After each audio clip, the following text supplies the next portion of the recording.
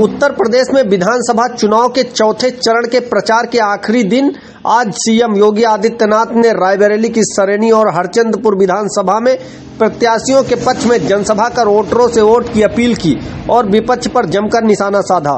CM ने कहा कि सपा की सरकार में बिजली से भेदभाव होता था, भाई बहन की जोड़ी खुद को राम भक्त बताने के लिए हाथ में पट्टी बांधकर घूम रही है। इसके साथ ही कहा कि राहुल गांधी जैसे नमूने के हाथ में देश की बागडोर ठीक नहीं है। सीएम योगी आदित्यनाथ ने आज रायबरेली में सपा और कांग्रेस पर जमकर हमला बोला। उन्होंने कांग्रेस को रावण भक्तों की संज्ञा दे डाली। भाइयों बहनों, मैं आपसे पूछना चाहता हूं, ये मंदिर निर्माण का काम 55 वर्षों तक शासन करने वाली कांग्रेस भी तो कर सकती थी, लेकिन उन्होंने नहीं किया। कांग्रेस ने राम मंदिर पर ताला मारने का काम किया था।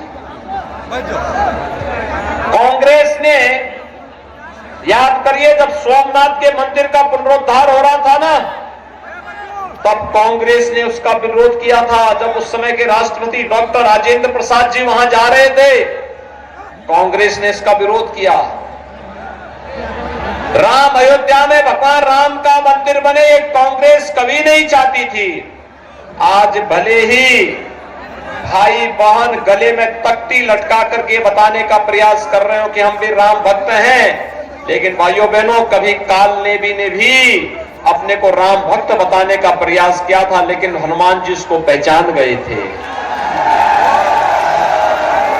पहचान गए थे ना, तो जो भूल हनुमान जी ने नहीं की, वो भूल आप भी नहीं करेंगे ना। और दूसरा, समाजवादी पार्टी के लोग भी अब कहते हैं कि हम भी राम मंदिर बना लेंगे। क्या उम्मीद करते हैं क्या समाजवादी पार्टी से? राम भक्तों पर गोली चलाने वाले, जिनके हाथ राम भक्तों के खून से सने हुए हों, क्या वे राम मंदिर का निर्माण करते? बहन जी को तो फुर्सत ही नहीं है। वो इतनी व्यस्त रहती है कि उनको फुर्सत ही नहीं इस दिशा में सोचने की। राम मंदिर का निर्माण अगर कोई कर रहा है तो वह Bharatiya Janata party double engine की सरकार का संकल्प है। आतंकवादी के ऊपर उत्तर प्रदेश सरकार का बुलडोजर चढ़ता है। ये बुलडोजर एक्सप्रेसवे भी बना रहा है तो माफियाओं के सिर के ऊपर भी चढ़ रहा है। ये चढ़ना चाहिए, चलना चाहिए कि नहीं चलना चाहिए? सहमत हैं? क्या ये काम सपा बसपा और कांग्रेस के लोग कर पाएंगे क्या? और भाइयों बहनों, हमारे प्रदेश के एक बहुत बड़े नेता थे सरदेव कल्याण सिंह जी। कल्याण सिंह जी के दुखद निधन हुआ। आप सोचो, कांग्रेस और समाजवादी पार्टी के नेताओं ने श्रद्धांजलि देने तक भी नहीं आए।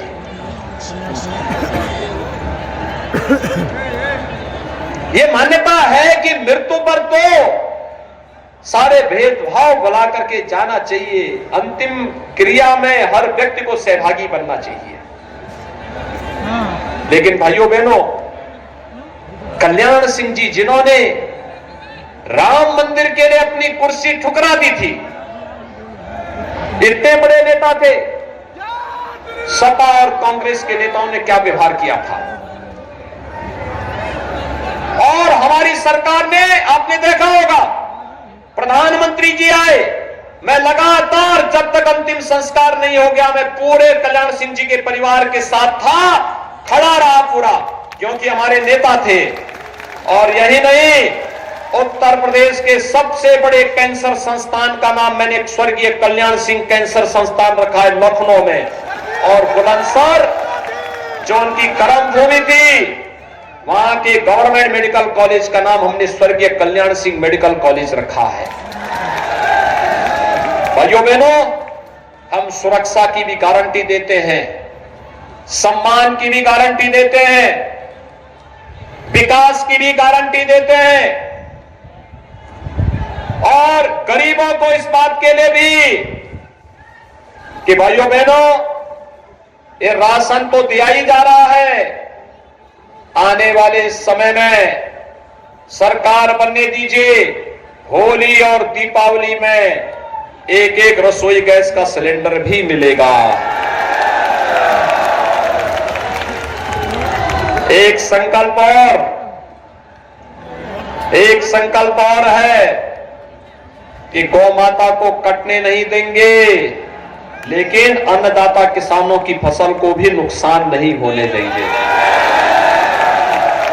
मानते हैं ना भाइयों बहनों? अगर कहा है तो उसको करेंगे भी,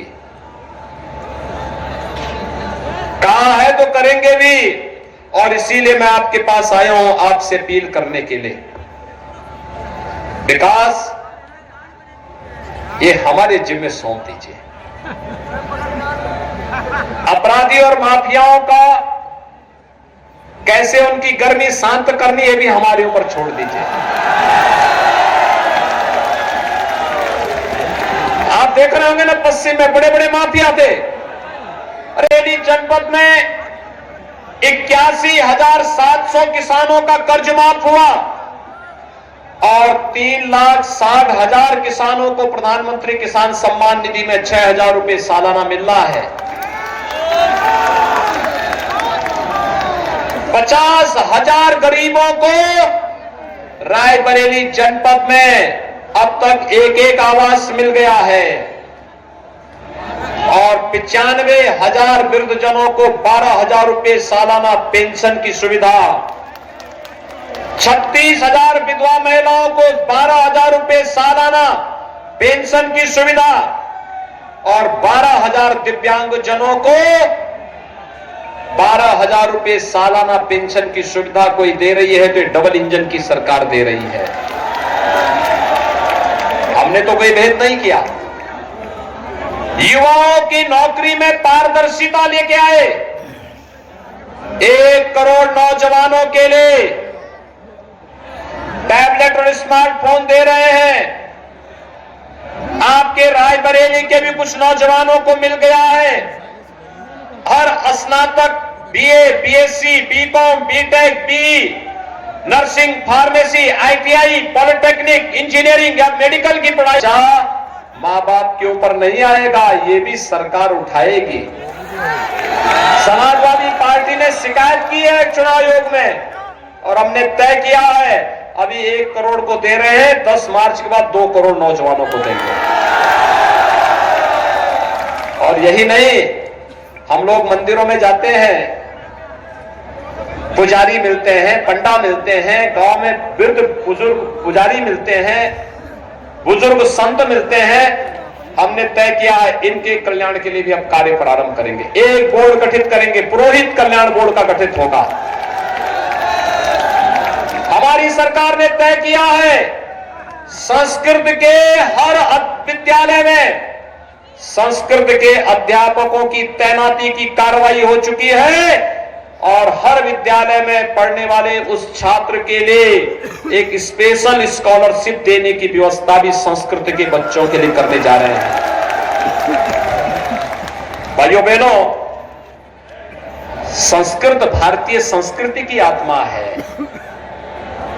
ये कांग्रेस के लोग क्या जानेंगे संस्कृत के बारे में और संस्कृति के बारे में। ये तो बोलते हैं हम एक्सीडेंटल हिंदू हैं, यानी हिंदू होने में भी इनको शर्म आती है। वोट मांगने में पता नहीं इनको शर्म आती कि नहीं आती है, लेकिन अपने को हिंदू बोलने में शर्म आती है। और मैं तो कहता हूं, मैं गर्व से कहूं हम हिंदू हैं, हमें कहना चाहिए।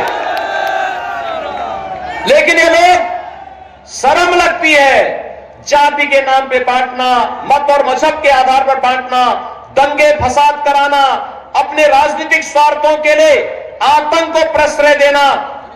पहले दंगे होते थे, 5 साल में उत्तर प्रदेश में कहीं दंगा हुआ? आज तो हर दंगाई को मालूम है दंगा करेगा तो अगले दिन उसका पोस्टर चपक जाएगा और तीसरे दिन वसूली की नोटिस पहुंच जाएगी घर में।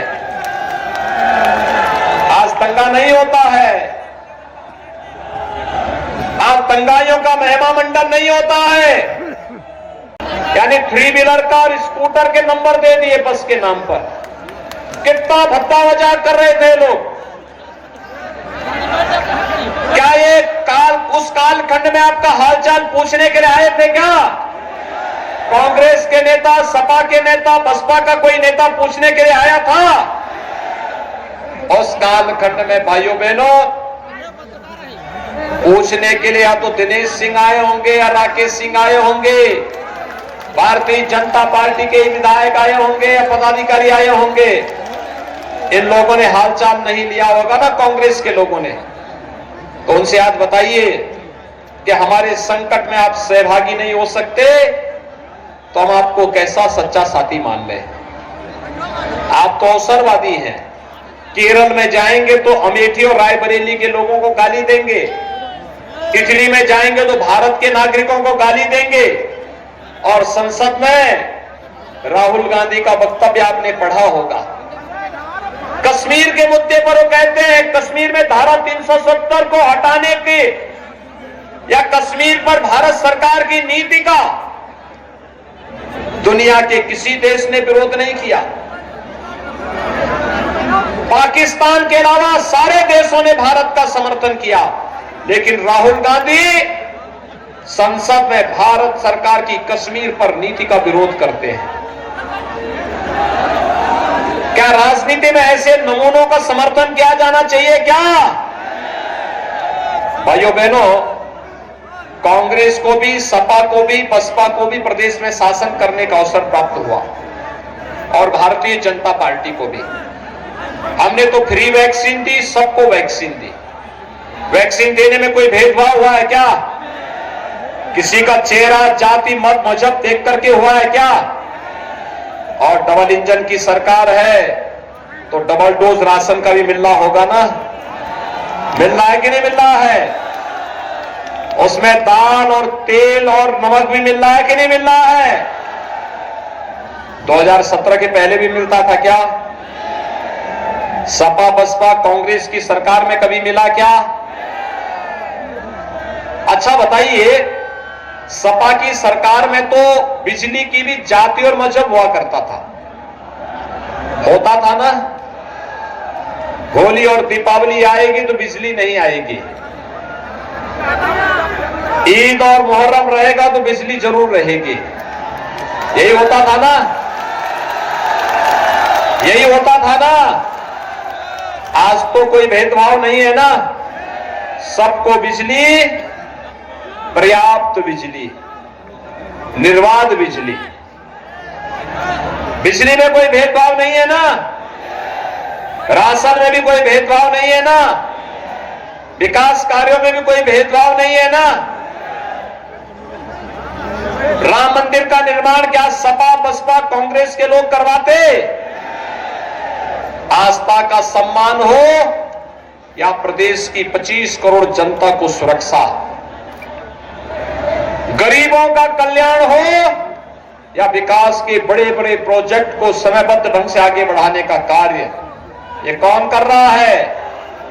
भारतीय जनता पार्टी की डबल इंजन की सरकार। कौन कर रहा है? भारतीय जनता पार्टी की डबल इंजन की सरकार। डबल इंजन का मतलब आप जानते हैं ना? केंद्र में मोदी जी और प्रदेश में, जब दोनों एक साथ चलते हैं तो बुलेट ट्रेन की स्पीड से विकास बढ़ता है। आपको बुलेट ट्रेन चाहिए या पंचर वाली साइकिल?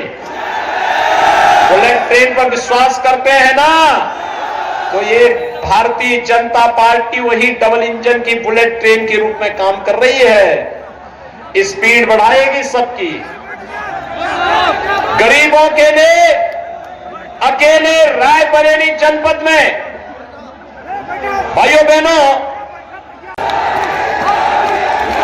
आज वे अपने गले में तख्ती लटका करके चलते हैं। और याद करना, जो पेशेवर माफिया और अपराधी आपको धमकी दे रहा होगा उसका नाम नोट करके मेरे पास भिजवा देना। चुनाव के बाद आप देखना, गली में तख्ती लटका करके थाने के सामने हाथ खड़ा होकर के खड़ा होगा। और इसीलिए आया हूं आपसे कहने के लिए कि इस कार्य के लिए सोच, ईमानदार, तो काम दमदार, और दमदार काम तब होता है जब मजबूत सरकार होती है, और मजबूत सरकार तब होगी जब रायबरेली जनपद की 6 सीट पर भारतीय जनता पार्टी जीतेगी। तय करेंगे, सभी लोग जिताएंगे। भाइयों बहनों, मैं रायबरेली जनपद आज शाम को 6 बजे प्रचार कार्य बंद हो जाएगा, भी मेरी कुछ सभाएं और हैं, और मैं इसीलिए यहां से पूरे रायबरेली जनपद की जनता से अपील करूंगा। हरिचंदपुर से भारतीय जनता पार्टी के प्रत्याशी है श्री राकेश प्रताप सिंह। परम राम भक्त है, परम राम भक्त है। हर दिन किसी न किसी गांव में अखंड रामायण का पाठ करवाते हैं।